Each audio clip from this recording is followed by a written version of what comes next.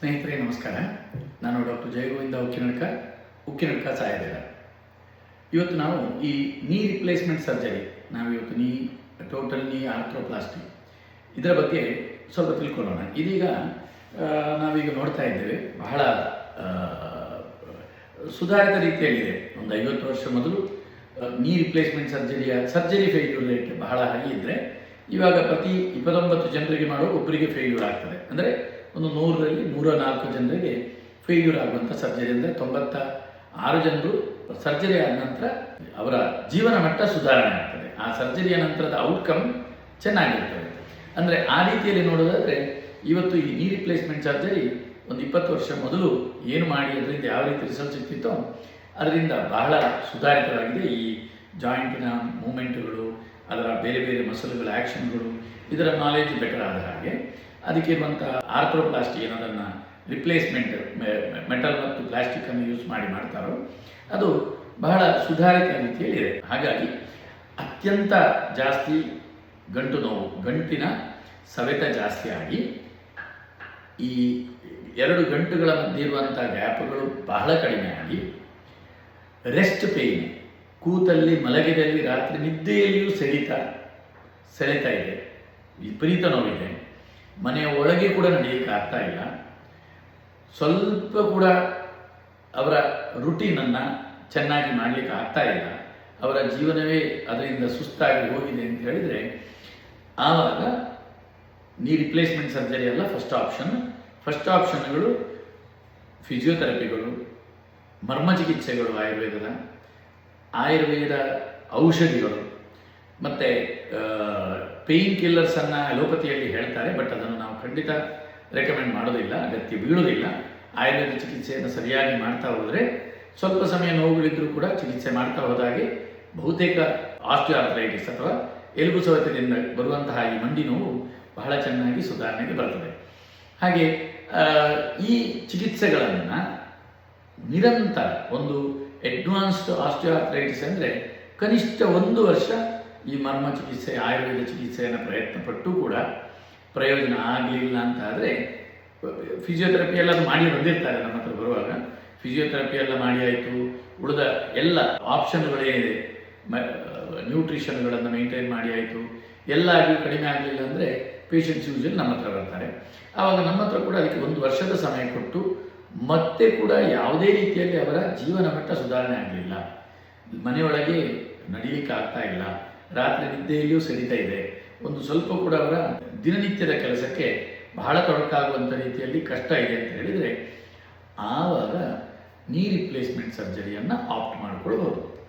ಅಂದರೆ ಇದಕ್ಕೆ ಇರುವಂಥದ್ದೇ ಹಾಗೆ. ಈ ನೀ ರಿಪ್ಲೇಸ್ಮೆಂಟ್ ಸರ್ಜರಿಯ ಬಗ್ಗೆ ಇದೀಗ ನಾನು ಆಧುನಿಕ ಟೆಕ್ಸ್ಟ್ಗಳಲ್ಲಿ ಏನು ಹೇಳ್ತದೆ ಅಂತ ಹೇಳ್ತೇನೆ ನಾನು. The primary indication of the relieve pain caused by severe arthritis. The pain should be significant and disabling. Night pain is particularly distressing.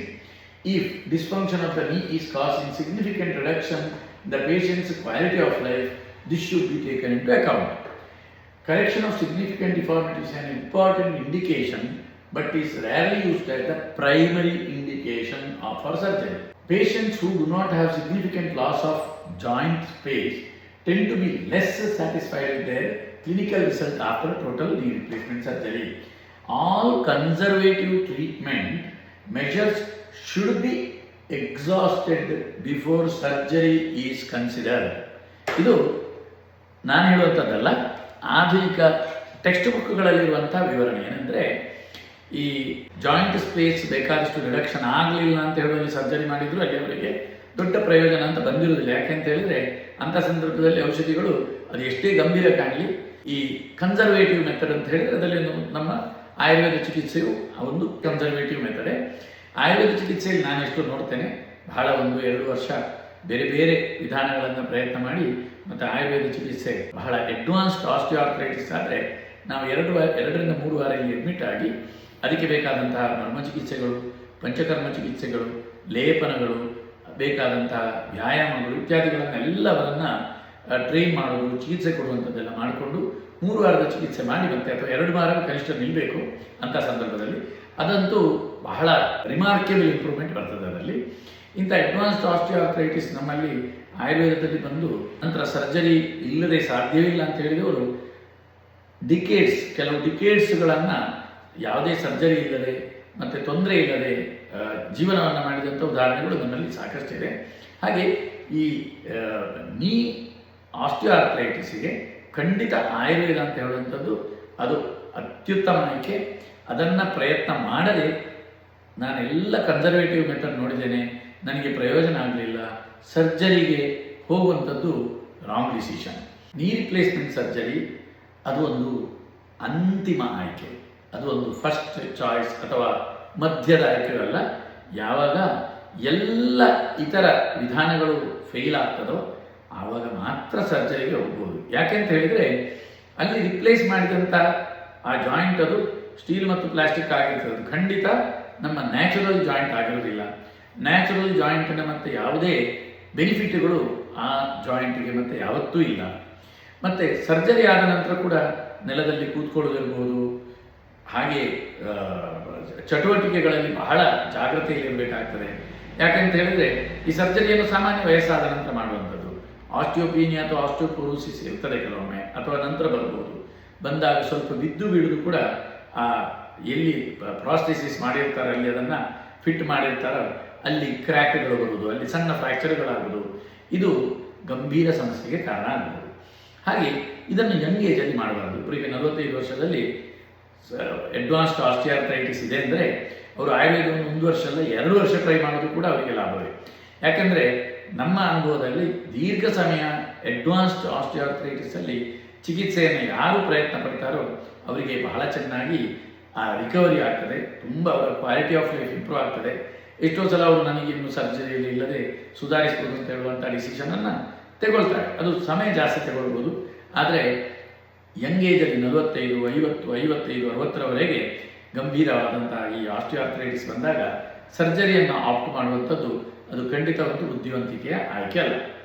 60ರಿಂದ 70ರವರೆಗೆ ಬಹಳ ತೊಂದರೆ ಇದೆ, ಎಲ್ಲ ಪ್ರಯತ್ನ ಮಾಡಿ ಆಯಿತು, ಆದರೂ ಕಡಿಮೆ ಆಗೋದಿಲ್ಲ.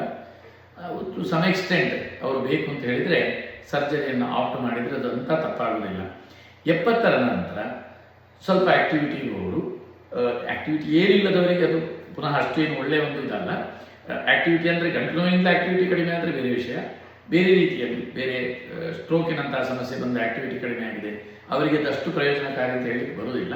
ಆದರೆ ಉಳಿದ ರೀತಿಯಲ್ಲಿ ಆ್ಯಕ್ಟಿವಿಟಿಯನ್ನು ಮೇಂಟೈನ್ ಮಾಡಲಿಕ್ಕೆ ಸಾಧ್ಯ ಇರುವವರಿಗೆ 70ರ ನಂತರ ಈ ಗಂಭೀರವಾದಂಥ ಆಸ್ಟಿಯೋಆರ್ಥ್ರೈಟಿಸಲ್ಲಿ ಔಷಧಿಯಲ್ಲಿ ಅದು ಚೆನ್ನಾಗಿ ಗುಣ ಆಗಲಿಲ್ಲ ಅಂತಾದರೆ ಆಗ ಅದೊಂದು ಸುಲಭದ ಆಯ್ಕೆ ಅಂತ ಹೇಳ್ಬೋದು. ಆಗ ಈ ನೀ ರಿಪ್ಲೇಸ್ಮೆಂಟ್ ಸರ್ಜರಿಯನ್ನು ಮಾಡುವಂಥದ್ದು ಒಂದು ಒಳ್ಳೆಯ ಆಯ್ಕೆ. ಯಾಕೆ ಅಂತ ಹೇಳಿದರೆ ಈ ಥರ ರಿಪ್ಲೇಸ್ ಮಾಡಿದಂಥ ಈ ಗಂಟಿನ ಆಯುಷ್ಯ 15ರಿಂದ 20 ವರ್ಷ. ಅದೇ 40-45ರಲ್ಲಿ ಮಾಡಿದವರಿಗೆ ಅಷ್ಟು ಇರೋದಿಲ್ಲ. ಯಾಕೆಂತ ಹೇಳಿದರೆ ಅವ್ರದ್ದು ವ್ಯಾರೆಂಟ್ ಟೈಮ್ ಜಾಸ್ತಿ ಇರ್ತದೆ, ಜಾಯಿಂಟ್ ಬೇಗ ಹಾಳಾಗ್ತದೆ. ಈಗ ಇದಕ್ಕೆ ಹೇಳ್ಬೋದು, ಒಮ್ಮೆ ಹಾಕಿದ ನಂತರ ಮತ್ತೆ ಪುನಃ ಅದನ್ನು ರಿಪೇರ್ ಮಾಡುವಂಥ, ಅದನ್ನು ರೀಸರ್ಜರಿ ಮಾಡುವಂಥ ಟೆಕ್ನಿಕ್ಗಳು ಈಗ ಬಂದಿದೆ.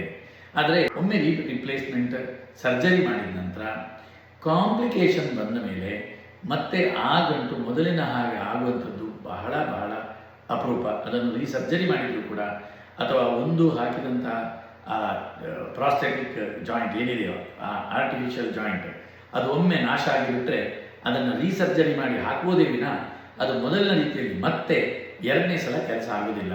ಹಾಗಾಗಿ ನೀ ರಿಪ್ಲೇಸ್ಮೆಂಟ್ ಸರ್ಜರಿ ಅಂತ ಹೇಳುವಂಥದ್ದು ಖಂಡಿತವಾಗಿಯೂ ಯಾವುದೇ ರೀತಿಯ ಚಿಕಿತ್ಸೆಯ ಆಯ್ಕೆಯಿಂದ ಪ್ರಯೋಜನ ಆಗದವರಿಗೆ ಒಂದು ಉತ್ತಮ ಆಯ್ಕೆ ಆಗಿದ್ದರೂ ಕೂಡ ಅದನ್ನು ಒಂದು ಪ್ರಥಮ ಅಥವಾ ಮಧ್ಯದ ಆಯ್ಕೆ ಅಲ್ಲ, ಅದೊಂದು ಅಂತಿಮ ಆಯ್ಕೆ ಅಂತ ಹೇಳುವಂಥದ್ದನ್ನು ಖಂಡಿತ ಎಲ್ಲರೂ ನೆನಪಿಟ್ಟುಕೊಳ್ಬೇಕು. ವಯಸ್ಸಾದವರು ನಾವೀಗ ನೋಡ್ತೇವೆ ಸರ್ಜರಿ ಮಾಡೋದು ಒಳ್ಳೆಯದು, ಸರ್ಜರಿ ಒಬ್ಬರಿಗೆ ಹುಷಾರಾಗಿದ್ದಾರಂತೆ ನಾನು ಹೋಗಿ ಮಾಡಿಸ್ಕೊಳ್ತೇನೆ, ಅತಿಯಾದ ಒಂದು ಉಮೇದನ್ನು, ಅತಿಯಾದ ಒಂದು ಎಂತೂಸಿಯಾಸಮನ್ನು ತೋರಿಸ್ತಾರೆ, ಮಾಡಿದರೆ ಒಳ್ಳೆಯದಂತೆ. ಇಲ್ಲ, ಅದು ಖಂಡಿತ 100ಕ್ಕೆ 100 ತಪ್ಪು. ಆ ರೀತಿಯಲ್ಲಿ ಸರ್ಜರಿ ಮಾಡುವಂಥದ್ದು ಈವನ್ ಆಧುನಿಕ ಶಾಸ್ತ್ರದಲ್ಲಿ ಅವರ ಆ ಸರ್ಜರಿಯ ಡೆವಲಪ್ ಮಾಡಿದಂತಹ ಆ ವಿಜ್ಞಾನದಲ್ಲಿ ಕೂಡ ಅದು ಹೇಳಿದಂಥದ್ದು it should be a last choice ಅಂತ ಹೇಳಿ.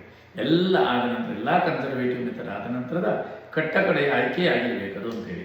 ಇದನ್ನು ಪ್ರತಿಯೊಬ್ಬರು ಜ್ಞಾಪಕದಲ್ಲಿ ಇರಬೇಕು. ನೋಡಿ, ಕೆಲವೊಮ್ಮೆ ಯಾವ ರೀತಿ ಕೆಲವೊಮ್ಮೆ ತೊಂದರೆಗೆ ಒಳಗಾಗ್ತಾರೆ ಅಂತ ಹೇಳ್ತೇನೆ. ಒಬ್ಬರು ನಮ್ಮ ಬಹಳ ಆತ್ಮೀಯರು, ಅವರ ಶ್ರೀಮತಿಯವರು ನಮ್ಮ ಎಲ್ಲ ಬೇರೆ ಬೇರೆ ಸಮಸ್ಯೆಗೆ ನಮ್ಮಲ್ಲಿ ಔಷಧಿಗೆ ಬರುವವರು. ಅವರಿಗೆ ನೀ ಜಾಯಿಂಟ್ ಪೇನ್ ಇತ್ತು, ಇದು ಬಹಳ ಹಿಂದಿನ ಕತೆ. ಇದು ಸ್ವಲ್ಪ ಒಂದು 7-8 ವರ್ಷದ ಹಿಂದಿನ ಕತೆ. ಅವರು ಸರ್ಜನ್ ಹತ್ರ ಹೋಗ್ತಾರೆ. ಸರ್ಜನ್ ಹತ್ರ ಹೋದಾಗ ಅವರಿಗೆ joint acute advanced osteoarthritis 4th grade 4 ಇದ್ದಂಥದ್ದು ಒಂದು ಕಾಲದಲ್ಲಿ 1 ಗಂಟೆಯಲ್ಲಿ ಮಾತ್ರ. ಅವರಿಗೆ ಇನ್ಶೂರೆನ್ಸ್ ಇತ್ತು. ಆಗ ಅವರನ್ನು ವೈದ್ಯರು ಸ್ವಲ್ಪ ಮಿಸ್ಲೀಡ್ ಮಾಡಿದರು. ನಾನು ವೈದ್ಯರನ್ನು ಯಾವತ್ತೂ ದೂರದನ್ನು ಇಷ್ಟಪಡುವಲ್ಲ, ಆದರೆ ಇಂಥದ್ದು ನಮಗೆ ಗೊತ್ತು ಬೇಕು. ಹೋದಾಗ ಕೆಲವೊಮ್ಮೆ ನಾವು ಇದನ್ನು ಕೆಲವೊಮ್ಮೆ ಹೇಳಿದ್ದೆಲ್ಲ ಸತ್ಯ ಇರೋದಿಲ್ಲ. ಏನು ಮಾಡ್ತಾರೆ ಅಂದರೆ, ನಿಮಗೆ ಹೇಗೂ ಇನ್ಶೂರೆನ್ಸ್ ಇದೆ, ನಾನು ಒಮ್ಮೆ ಅನಸ್ತೇಷಿಯಾ ಕೊಟ್ಟಾಗ 2 ಕಾಲಿನ ಗಂಟಿದ್ದು ಆಗ್ತದೆ, ಅದಕ್ಕೆ ಇನ್ನೊಂದು 6-7 ವರ್ಷ ಬಿಟ್ಟ ನಂತರ ಹೇಗೂ ಸರ್ಜರಿ ಬೇಕಾಗ್ತದೆ, ಎರಡನ್ನು ಮಾಡ್ತೇನೆ ಅಂತ ಹೇಳಿದರು ಅವರು. ಇವರು ಮುಗ್ಧರು, ಇವರಿಗಾಗ ಗೊತ್ತಿರಲಿಲ್ಲ. ಅವರು ಒಪ್ಪಿಬಿಟ್ರು. ಯಾಕೆಂತ ಹೇಳಿದರೆ ವೈದ್ಯರು ಹೇಳಿದರು ಅಂತ ಹೇಳುವಂಥ ಇದರಲ್ಲಿ ಅವರು ಒಪ್ಪಿಬಿಟ್ರು. ಇವರಿಗೆ ಅವರ ಮಿಸ್ಸಸ್ಸಿಗೆ, ಲೇಡಿಯವರಿಗೆ ಅನ್ಕಂಟ್ರೋಲ್ ಡಯಾಬಿಟಿಸ್ ಕೂಡ ಇತ್ತು. ಅದನ್ನು ಯಾವ ರೀತಿ ಕಂಟ್ರೋಲ್ ಮಾಡಿ ಸರ್ಜರಿ ಮಾಡಿದ್ದಾರೆ ಗೊತ್ತಿಲ್ಲ ನನಗೆ, ಭಾಳ ನಂತರ ಹೇಳಿದಂಥ ಕಥೆ ಇದು. ಯಾಕೆಂದರೆ ನಂತರ ಅವರು ನನ್ನ ಹತ್ರ ಬಂದಿದ್ದರು ತೊಂದರೆ ಆದಾಗ.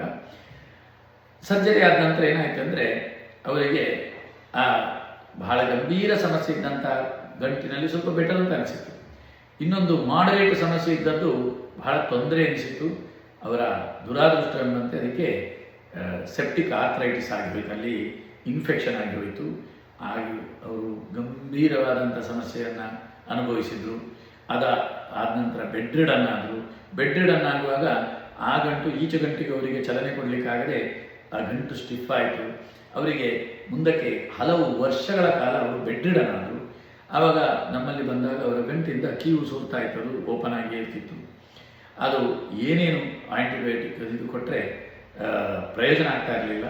ಹಾಗೆ ನಮಗೆ ಗೊತ್ತಿರುವಂಥ ನಮ್ಮೊಬ್ಬರು ಆತ್ಮೀಯ ಸರ್ಜನ್ ಇದ್ದಾರೆ, ಅವರ ಹತ್ರ ಅವರನ್ನು ರೆಫರ್ ಮಾಡಿದಾಗ ಅವರಿಗೆ ಇದಕ್ಕೆ ರೀಸರ್ಜರಿ ಮಾಡುವಂಥದ್ದು, ಅದನ್ನು ಜಾಯಿಂಟನ್ನು ಸ್ಟಿಫ್ ಮಾಡೋದು ಒಂದೇ ಅದಕ್ಕೆ ದಾರಿ ಅಂತೇಳಿ ಸಲಹೆ ಕೊಟ್ಟು ಮತ್ತೆ ಪುನಃ ರೀಸರ್ಜರಿ ಮಾಡಿ ಅವರು ವಾಕವಿದ್ದು ನಡೆಯುವಷ್ಟು ಹುಷಾರಾದ ಮಲಗಿದಲ್ಲಿಂದ. ಅಂದರೆ ಇಲ್ಲಿ ಏನಂತ ಹೇಳಿದರೆ ಬಹಳ ಚೆನ್ನಾಗಿ ನಡೀತಿದ್ದವರು. ಒಂದೇ ಗಂಟೆಗೆ ಅವರಿಗೆ ಸರ್ಜರಿ ಮಾಡಬೇಕಿತ್ತು, 2 ಗಂಟೆಗೆ ಇದು ಖಂಡಿತ ಈ ರೀತಿಯ ಸಲಹೆ 100ಕ್ಕೆ 100 ತಪ್ಪು. ಯಾವುದೇ ಗಂಟೆಯಲ್ಲಿ ಆ ಗಂಟೆಗೆ ಕಟ್ಟ ಕಡೆ ಆಯ್ಕೆ. ಅದು ಒಂದೇ ಸರ್ಜರಿ, ಇನ್ನೊಂದಕ್ಕೆ ಸ್ವಲ್ಪ ಇದೆ, ಅದರಲ್ಲಿ ಅದು ಅಕ್ಯೂಟ್ ಅಡ್ವಾನ್ಸ್ಡ್ ಆಸ್ಟಿಯಾರ್ಥ್ರೈಟಿಸ್ ಅಂತ ಎಕ್ಸ್ರೇಲಿ ಕಂಡರೂ ಕೂಡ ಆ ಪೇಷಂಟಿಗೆ ರಾತ್ರಿಯಲ್ಲಿ ಸಿಡಿತ, ಆ ಗಂಟಿನಲ್ಲಿ ನಡೆಯುವಾಗ ಲೆವೆಲ್ನಲ್ಲಿ ನಡೆಯುವಾಗ ಕಷ್ಟ ಇಲ್ಲ, ಸಣ್ಣ ಮಟ್ಟಿಗೆ ಏರು ಹತ್ತಿ ಇಳಿಯುವಾಗ ತುಂಬ ಕಷ್ಟ ಇಲ್ಲ ಅಂತ ಹೇಳಿದರೆ ಆ ಗಂಟಿಗೆ ಖಂಡಿತ ಸರ್ಜರಿ, ನೀ ರಿಪ್ಲೇಸ್ಮೆಂಟ್ ಸರ್ಜರಿ ಒಂದು ಆಯ್ಕೆ ಖಂಡಿತ ಅಲ್ಲ. ಇನ್ನೊಂದರಲ್ಲಿ ಅಂಥ ಗಂಭೀರ ಇದೆ, ಎಲ್ಲವನ್ನು ಪ್ರಯತ್ನ ಮಾಡಿದ್ದಾರೆ. ಆಯುರ್ವೇದ, ಆವೇದ, ಇವೆ ಎಲ್ಲವನ್ನು ಪಾಪತಿ ವಿಪತಿ ಎಲ್ಲ ನೋಡಿ ಆಯಿತು, ಏನು ಪ್ರಯೋಜನ ಆಗಲಿಲ್ಲ. ಸರಿ, ಖಂಡಿತ ಆವಾಗ ಅವರಿಗೆ ಈ ನೀ ರಿಪ್ಲೇಸ್ಮೆಂಟ್ ಸರ್ಜರಿ ಒಂದು ಆಯ್ಕೆ ಆಗ್ತದೆ. ಹಾಗಾಗಿ ಒಂದು 70 ವರ್ಷದ ಮೇಲೆ ಬೇರೆ ಆಲ್ಟರ್ನೇಟ್ ಸಿಸ್ಟಮ್ಗಳು ಅಥವಾ ಅದು ಆಧುನಿಕದ್ದೇ ಆಗಿರ್ಬೋದು, ಫಿಸಿಯೋಥೆರಪಿ ಇರ್ಬೋದು, ಇತರ ವ್ಯವಸ್ಥೆಗಳಿರ್ಬೋದು, ಹಾಗೆ ಆಯುರ್ವೇದದ್ದು ಎಲ್ಲವನ್ನು ನೋಡಿ ಆಗಲಿಲ್ಲ ಅಂದರೆ ಸರ್ಜರಿಗೆ ಸ್ವಲ್ಪ ಧೈರ್ಯದಲ್ಲಿ ಹೊರಡ್ಬೋದು. 60ರಿಂದ 70 ವಯಸ್ಸಿನವರು ಯೋಚನೆ ಮಾಡಿ, ನಿಮ್ಮ ಆ್ಯಕ್ಟಿವಿಟಿ ಹೇಗಿದೆ, ನಿಮಗೆ ಮುಂದಿನ ಜೀವನ ಯಾವ ರೀತಿಯಲ್ಲಿ ಇರಬೇಕು, ಔಷಧಿಯಲ್ಲಿ ಮತ್ತು ಸ್ವಲ್ಪ ಹೆಚ್ಚು ಸಮಯ ಪ್ರಯತ್ನ ಮಾಡಿದರೆ ಆಗ್ತದೆ ಅಂತ ಆದರೆ ಔಷಧಿಯಿಂದ ಗರಿಷ್ಠ ಸಮಯವನ್ನು ಪ್ರಯತ್ನ ಮಾಡಿ ಮತ್ತೆ ಸರ್ಜರಿಯನ್ನು ಆಪ್ಟ್ ಮಾಡುವಂಥದ್ದು ಒಳ್ಳೆಯದು. ಅದೇ ಈ 60 ವರ್ಷಕ್ಕಿಂತ ಕೆಳಗಿನವರು ಅವರು ಯಾವಾಗಲೂ ಅತ್ಯಂತ ಗಂಭೀರ, ಈಗ ಮಲ್ಟಿಪಲ್ ಜಾಯಿಂಟ್ ಪೇಯ್ನ್ಗಳಿದ್ದು ಎಲ್ಲ ಗಂಟುಗಳು ಸ್ಟಿಫ್ ಆಗಿ ನೀ ಜಾಯಿಂಟ್ ಪೇಯ್ನ್ ಇದೆ, ಮೂಮೆಂಟೇ ಇಲ್ಲ, ಆವಾಗ ಅವರಿಗೆ ಸರ್ಜರಿ ಒಂದು ಆಯ್ಕೆ ಹೊರತು ಅವರಿಗೆ ಆ್ಯಕ್ಟಿವಿಟಿ ಇದೆ, ಅವರ ಆ್ಯಕ್ಟಿವಿಟಿ ಭಾಳ ಚೆನ್ನಾಗಿರುವಾಗ ಆ ಏಜಿನಲ್ಲಿ ಸರ್ಜರಿಯನ್ನು ಆಯ್ಕೆ ಮಾಡುವ ಮೊದಲು ಬಹಳ ಜಾಗರೂಕರಾಗಿರಬೇಕು. ಯಾಕೆಂದರೆ 45 ವರ್ಷ ಅಂದರೆ 55, 65 ವರ್ಷ, 60 ವರ್ಷ, 65 ವರ್ಷದೊಳಗೆ ಆ ಗಂಟನ್ನು ಪುನಃ ರಿಪ್ಲೇಸ್ ಮಾಡಬೇಕಾಗ್ತದೆ. ರಿಪ್ಲೇಸ್ ಮಾಡುವಾಗ ನಂತರ ಖಂಡಿತ ಆ ರೀಸರ್ಜರಿ ಮೊದಲಿನ ರೀತಿಯಲ್ಲಿ ಆಗುವ ಸಾಧ್ಯತೆ ಬಹಳ ಕಡಿಮೆ ಇರ್ತದೆ. ಹಾಗೆ ಇದನ್ನು ಬಹಳ ಜಾಗರೂಕತೆಯಲ್ಲಿ ಆಯ್ಕೆ ಮಾಡಬೇಕು. ಸರ್ಜರಿಗೆ ಆಪ್ಟ್ ಮಾಡುವಾಗ ಯಾವತ್ತೂ ನೀವು ಒಬ್ಬರು ಸರ್ಜನ್ ಆದರೆ ಇನ್ನೊಬ್ಬರು ಸರ್ಜನ್, ಮತ್ತೊಬ್ಬರು ಸರ್ಜರಿಯನ್ನು ಮಾಡದೇ ಇರುವಂಥ ಒಬ್ಬರು ವೈದ್ಯರ ಹತ್ರ, ಯಾಕೆಂತ ಹೇಳಿದರೆ ಅವರಿಗೆ ಸರ್ಜರಿಯನ್ನು ಹೇಳಲಿಕ್ಕೆ ಉತ್ಸುಕತೆ ಕಡಿಮೆ ಇರ್ತದೆ, ಅದು ಸಹಜವಾಗಿರ್ತದೆ. ಹಾಗೆ ಸರ್ಜರಿಯನ್ನು ಸ್ವಲ್ಪ ಬೇಗ ಹೇಳಿಬಿಡ್ತಾರೆ. ಮೆಡಿಕಲ್ ಟ್ರೀಟ್ಮೆಂಟ್ನವರು ಮೆಡಿಸಿನನ್ನು ಹೆಚ್ಚು ಪ್ರಯತ್ನ ಮಾಡಲಿಕ್ಕೆ ಮನಸ್ಸನ್ನು ಹೆಚ್ಚಿಟ್ಟುಕೊಳ್ಳೋರಾಗಿರ್ತಾರೆ. ಹಾಗೆ ಆಯುರ್ವೇದ ಚಿಕಿತ್ಸೆ ನಮ್ಮ ಅನುಭವದಲ್ಲಿ ಅಡ್ವಾನ್ಸ್ಡ್ ಆಸ್ಟಿಯಾರ್ಥ್ರೈಟಿಸಲ್ಲಿ ಬೇರೆ ಯಾವುದೇ ಚಿಕಿತ್ಸೆಯಿಂದ ಆಯುರ್ವೇದ ಚಿಕಿತ್ಸೆ 1ರಿಂದ 2 ವರ್ಷ ಪ್ರಯತ್ನ ಮಾಡುವಂಥದ್ದು ಖಂಡಿತ ಅಗತ್ಯ ಇದೆ. ಅದರಲ್ಲೂ ಕೂಡ ನಮ್ಮ ಅನುಭವದಲ್ಲಿ 2ರಿಂದ 3 ವಾರ ಪಂಚಕರ್ಮವನ್ನು ಮಾಡಿಕೊಂಡು ನಂತರ ಚಿಕಿತ್ಸೆಯನ್ನು ಮುಂದುವರಿಸಿಕೊಂಡು ಮಾಡ್ತಾರೋ ಅವರಿಗೆ ಸಿಗುವಂಥ ಇಂಪ್ರೂವ್ಮೆಂಟ್ ಏನಿದೆ ಅದು ಅತ್ಯಂತ, ಅದು ಹೇಗೆ ಅಂತ ಹೇಳಿದರೆ ಕೆಲವೊಮ್ಮೆ ನಮಗೆ ನಂಬಲಿಕ್ಕೆ ಆಗೋದಿಲ್ಲ. ಜಾಯಿಂಟ್ ಶೇಪುಗಳೇ ಬೇರೆ ಇರ್ತದೆ, ಆ ಜಾಯಿಂಟಿನ ಶೇಪುಗಳು ಬೆಟರ್ ಆದದ್ದು ನಮ್ಮ ಅನುಭವದಲ್ಲಿ ಇದೆ. ಸೊ ಹಾಗಾಗಿ ಇದಕ್ಕೆಲ್ಲ ದೀರ್ಘ ಸಮಯ, ಸ್ವಲ್ಪ ತಾಳ್ಮೆ ಎಲ್ಲ ಬೇಕಾಗ್ತದೆ. ಆದರೆ ಈ ರೀತಿ ತಾಳ್ಮೆಯಲ್ಲಿ ಕಾಯುವಂಥದ್ದು, ತಾಳ್ಮೆಯಲ್ಲಿ 1-2 ವರ್ಷಗಳನ್ನು ಚಿಕಿತ್ಸೆ ಮಾಡುವಂಥದ್ದು ಸಮಯಹರಣ ಅಥವಾ ಕಾಲಹರಣ ಖಂಡಿತ ಆಗುವುದಿಲ್ಲ. ಯಾಕೆಂತ ಹೇಳಿದರೆ ಸರ್ಜರಿಯನ್ನು ಸೀದಾ ಆಪ್ಟ್ ಮಾಡುವಂಥದ್ದು, ಅದನ್ನು ಸೀದಾ ಬಹಳ ಸುಲಭದಲ್ಲಿ ಅದನ್ನು ಮಾಡ್ತೇನೆ, ಸರ್ಜರಿ ಸಕ್ಸಸ್ ಆದರೂ ಮುಂದಿನ ಪ್ರಕ್ರಿಯೆಗಳೇನಿರ್ತದೆಯೋ ಅದರ ನಂತರ ಬರುವಂಥ ಒಂದು ಸ್ವಲ್ಪ ಜಾರಿ ಬಿದ್ದರೆ, ಸ್ವಲ್ಪ ಒಬೇಸಿಟಿ ಇದ್ದರೆ, ತೂಕ ಜಾಸ್ತಿ ಆದರೆ ಎಲ್ಲ ಇದು ಫೇಲ್ಯೂರ್ ಆಗ್ತದೆ. ಎಷ್ಟೋ ಸಲ ಫೇಲ್ಯೂರ್ ಆಗ್ತದೆ. ನಂತರ ಕೂಡ ಅದು 10-15 ವರ್ಷ ಬರದೇ ಇರ್ಬೋದು. 7, 8, 6 ವರ್ಷದಲ್ಲಿ ಆ ಗಂಟುಗಳು ಫೇಲ್ಯೂರ್ ಆಯ್ತು ಅಂದರೆ ಮತ್ತೆ ಈ ಸರ್ಜರಿ ಅದರ ನಂತರದ ದಿನಗಳು ಅದು ಬಹಳ ಕರಾಳವಾಗಿರಬಹುದು. ಹಾಗಾಗಿ ಈ ನೀ ರಿಪ್ಲೇಸ್ಮೆಂಟ್ ಸರ್ಜರಿಯನ್ನು ಆಯ್ಕೆ ಮಾಡುವಾಗ ಸೂಕ್ತ ಸಂದರ್ಭದಲ್ಲಿ ಆಯ್ಕೆ ಮಾಡುವಂಥದ್ದು ಅತಿ ಮುಖ್ಯ.